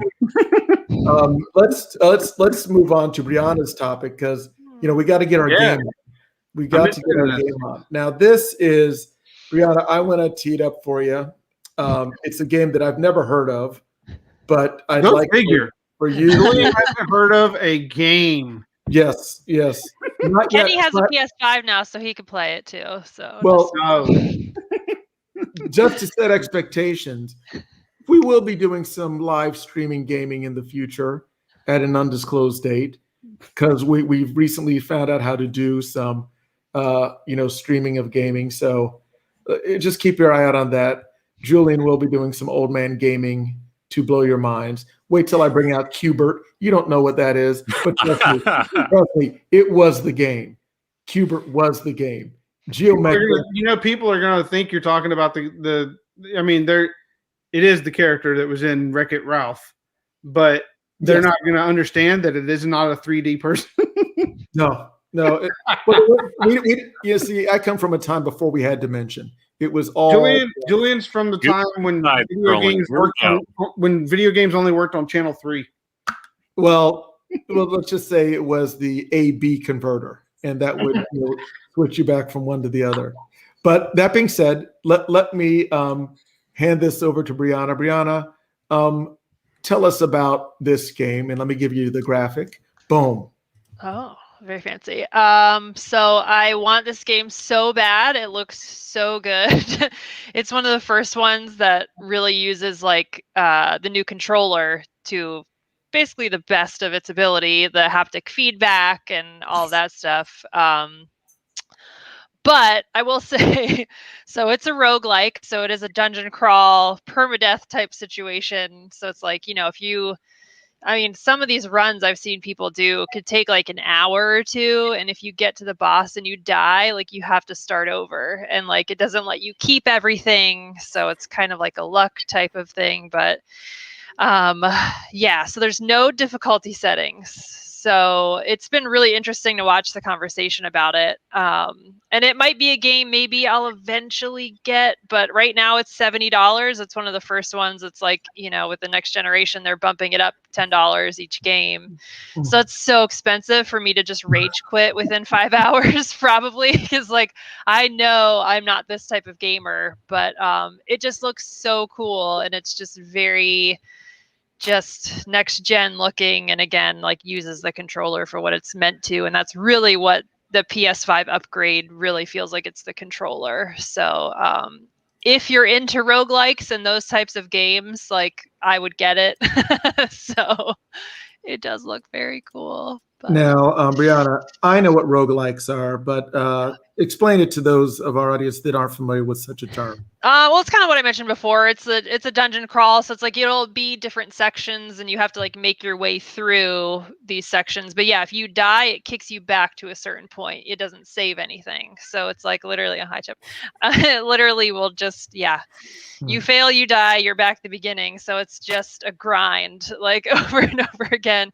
It's not helpful with saves at all, nothing like that. So again, no difficulty settings. It's really fun to watch people, especially the really good people, with some of these main bosses and everything. They make it look easy, but also sometimes their health gets down to you're sweating for them watching it play. It's just throwing crap at you just constantly. There's just so much happening on screen. It's crazy, but it looks really cool.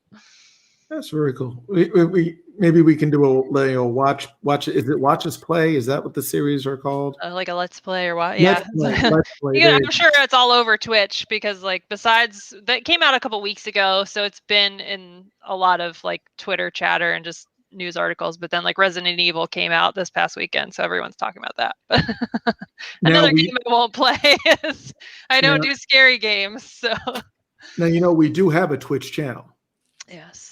Totally covered in cobwebs because we have not done anything on it. Yeah. But maybe we can start streaming some gaming there. And yeah, I have seen some clips of Resident Evil. And what's the name of the big vampire that all the kids? Yeah, that's a lot of the chatter. Lady something. I Yeah. don't know how to say it, but lady to something. I do know her. Demetrissa. Like I don't know how to say it. But yeah. Yeah, and again, of course, internet being internet, and based on what we were just talking about. Yeah, she's a little hypersexualized also. Speaking of, but we can't get away from it. It's ridiculous. But no, this game looks I was looking at a few of the scenes when I was putting the graphic together, and it looks. I mean, just graphics are like really good on it. The details on the suit are just ridiculous. Yep. You know, the lighting source and all of that. See, again, y'all don't know about Dig Dug, but this is a little step beyond, just slightly. Yeah. Logan, what was the first game you ever played? Ooh. If we're going really far back, Bert and Ernie's Magic Shapes. It was 4 colors on a 5 1/4 inch floppy disk for my Tandy 1000 from Radio Shack. Wow. Radio Shack. Radio Shack. Yes. Yes. And that buddy cost $1,000 at the time, from what I'm told. What? So, look, my gosh! it had a turbo button. Let me tell you, that went up to 10 megs for the processor, or 10 hertz. 10 megs. No, 10 whatever. Or 10 kilobytes, actually. 10 kilohertz, I think, or something like that. It had no hard drive. We splurged for the dual 5 1/4 drives, and it had a detachable dot matrix printer and Bernoulli drive, which at the time I used to have one right in reach, but I don't anymore. You're talking, this thing is, 4 iPads thick and maybe a little bit bigger, and it was a 10 megabyte storage device. That's so there. That reminds me of a skit that I saw. I think it was on College Humor, where the guy that plays Adam ruins everything. I think I shared it with you guys. He had like his grandfather's console. It literally was powered on gasoline. It was just one big square and just this loud, I love that skit. I love it, man. Brianna, what was your first memorable game? Well, my dad had an original Nintendo, so of course, as a kid, you think your parents are cool, and so I equated like video games to being cool, which they are. But so as a kid, we played a lot of Duck Hunt. It's probably the main one. That was classic. But yeah, he had Zelda, Mario, all the just kind of classic ones. So that is wild. No, yeah, I remember the Nintendo. Kenny, what was your first game? I think it might have been Pong. Let's go beyond Pong is, let's say outside of that, I remember around the same time playing Frogger, Pac-Man, and not long after that, Oregon Trail. I loved Oregon Trail. Kids today could not handle that. Classic. You died of dysentery. Dysentery. Oregon Trail was the best. Yeah. No, Pong was technically my first one. I wanted to go to more of a console because I think on the Atari 2600 it was Frogger. Now Frogger was a fun game. Because I had a Pong too, but mine was my first computer game. Nintendo. They did have Frogger on Nintendo or Super Nintendo. Super, yeah. Yeah, you don't know the struggles. The younger generation does not know the struggles of having to blow on a cartridge. Some Pac-Man. Yeah, the Nintendo 64, it's like hit or miss if it'll work nowadays. Yeah. It doesn't like to load anything. Yeah. And again, this was before the time of the professional air cleaner. So you would just blew on the cartridge. Yes. And there's no scientific like explanation for why that works either. It just does. I had a theory, and tell me if this checks. You're a tech guy, Kenny. That when you blew on it, the moisture from your breath would actually spark the connectivity in the I don't know. Honestly, like even the game manufacturers have said blowing on the cartridge Shouldn't work. nothing scientifically that they But have it does discovered. because They it won't can't work. blow on it It right. works. They all They don't blow agree. on it right. They're like, no, they all agree that scientifically they cannot understand what is going on, but it works. You breathe Right. life. I love We the theory, literally like the same a comment. mystery. Exactly. I I just love want to it. play it. I You're just love resuscitating. Yeah. Well, my first, let's just say, software that you insert was I had a ColecoVision, and with that came the Atom computer, and that ran off. I'm not kidding. 2 8-track inserts. Well, the games that you put in were on 8-track, not 8-track. I'm sorry, cassette tapes that went into it. And my first memorable game on the Atom was Buck Rogers, and it was so it was basically you moved like this. That was about your range of motion, and everything was just flying at you. But on my Atari, I'm sorry, my ColecoVision, the first game that was kind of cool was Venture. And it was like, poor man's Dungeons and Dragons. So you're basically just a big head with a bow and arrow, and you just go through mazes and shoot things, and it was a long way. Yep. It was very bad. Another memory card. If you wanted to save extra files, if you have a sibling like I do, you have to like insert this, or even like the vibrator on the controller was like a separate thing that you had to have batteries that's for right. on Nintendo 64. Like we forget how many things are just like, Now, see, I never had a console ever. Really? Never growing up. It was only computers. I mean, I think I have a 64 and something that plays NES and SNES cartridges, like both of them. I have it now, but we never had anything growing up. It was only computer, like, the 26 kilobyte, DOS 2.0 or 3.0 games were like where we started. And it was, if it didn't have a computer port, like if it wasn't for computer, we didn't play it. Yeah. I remember. So I was lucky enough to actually have both a computer and consoles. And so the Atari 2600, that was actually one of my parents' friends that they used to go to their house like on Friday nights to play like cards or whatever.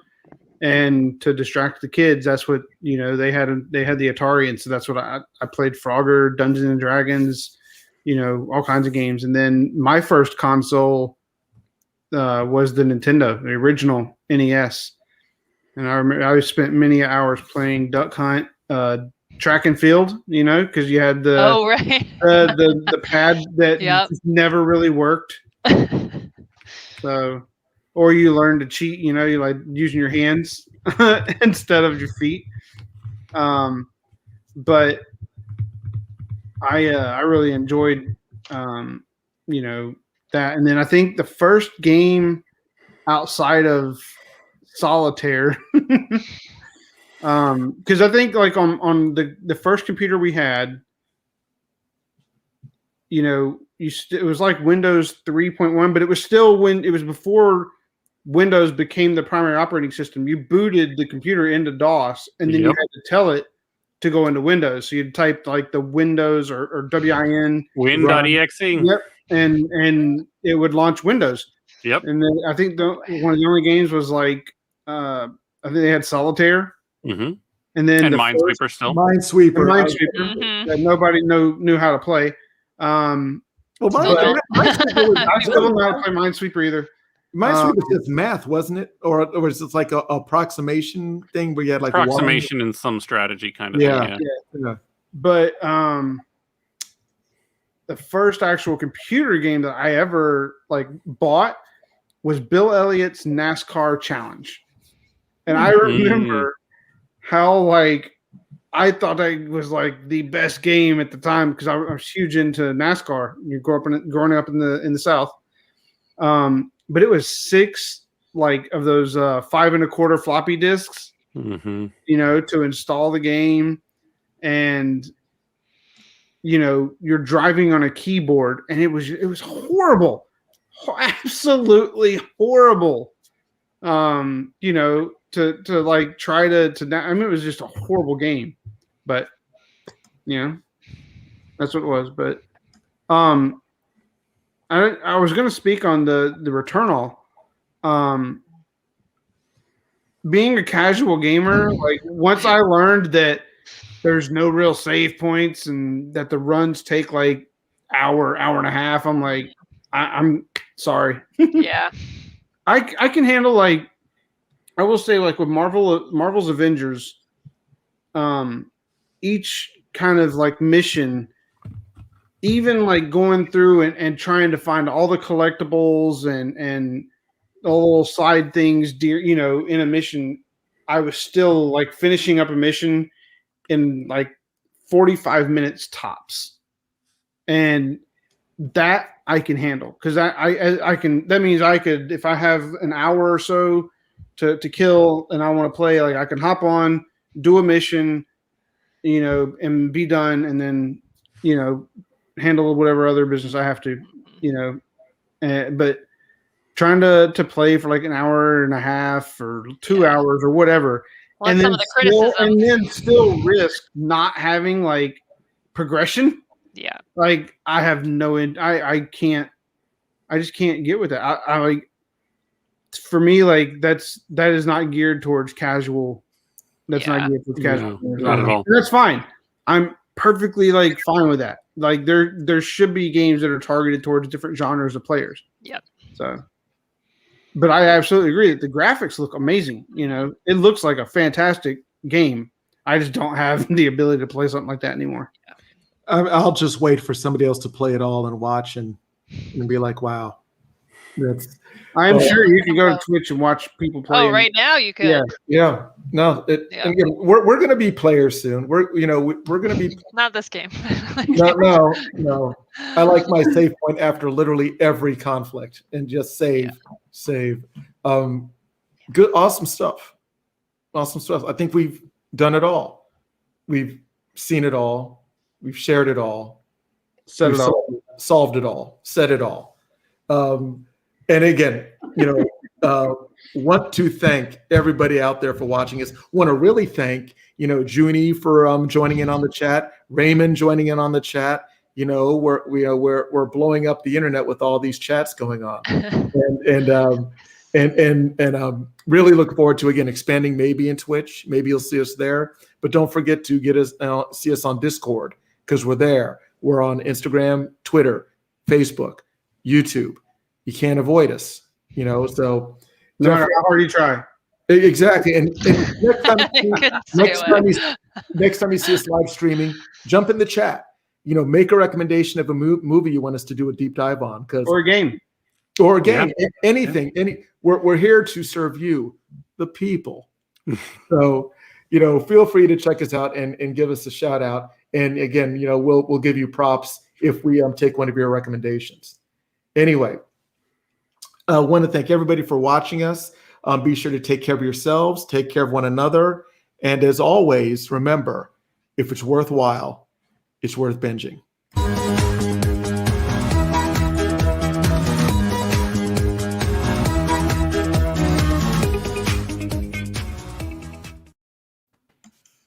Oh, man, I was like getting into it.